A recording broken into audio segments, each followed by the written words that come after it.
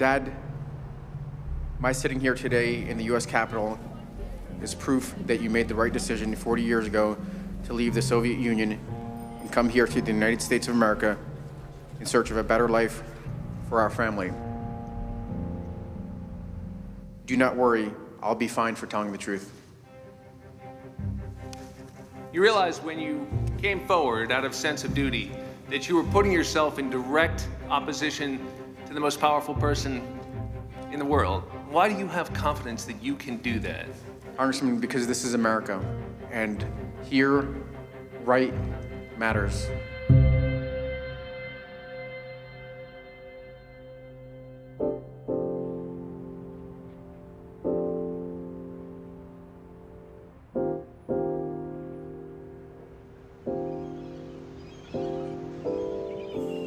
We came from Kiev, and then we went to, our mother died, so we went to Italy, then we came here.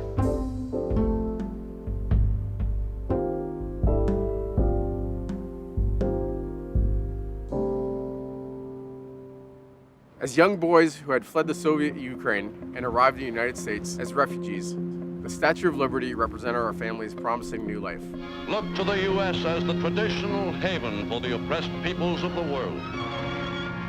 But the statue is only a symbol. Too often, throughout our history, we have failed to live up to the ideas inscribed on its base, choosing instead to shut out the huddled masses out of fear or flat-out bigotry. An unprovoked war against Ukraine. The sheer number of Ukrainians fleeing the war, 3 million in 3 weeks. Beyond the battlefield, there is another crisis unfolding at Ukraine's borders. Today, America is faced with yet another opportunity to live up to its creed. How we treat refugees is one of the greatest tests of our American experiment.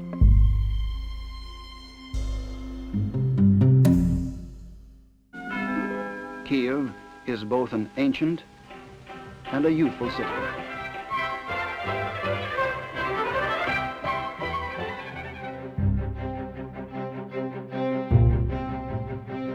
In 1978, our mother died of cancer, and our father, a senior civil service engineer who had denounced the Communist Party, was fired and excluded from meaningful work.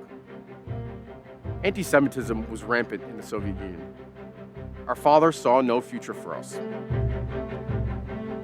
In 1979, we managed to get on one of the last planes out of Kiev before the Soviet Union cut immigration. We landed at John F. Kennedy Airport on Christmas Eve.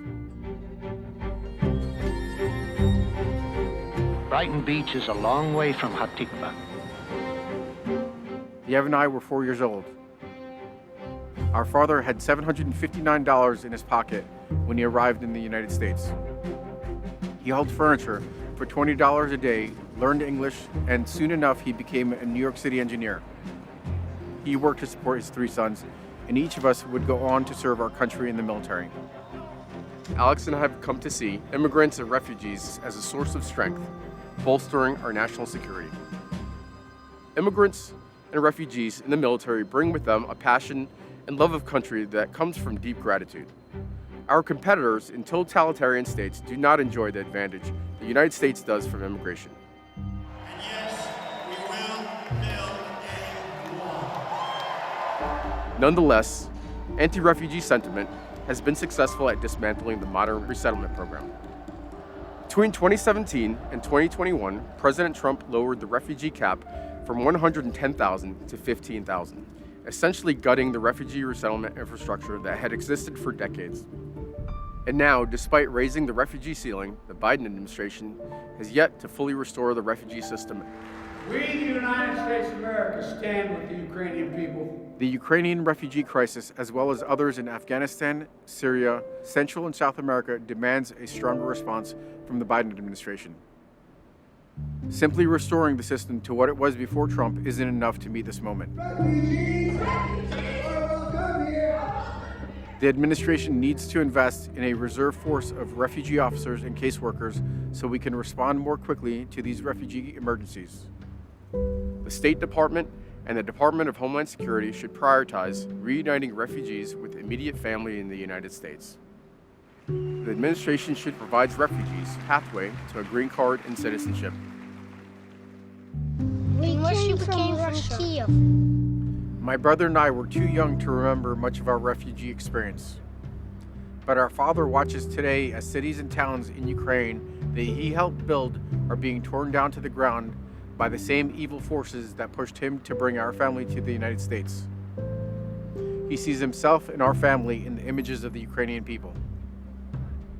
So today, the Statue of Liberty is more complicated for us than it was that day on the boardwalk 37 years ago. In this statue, we see a country struggling to admit to itself that it has fallen short of its ideals. But we also still see the potential to rediscover who we can be.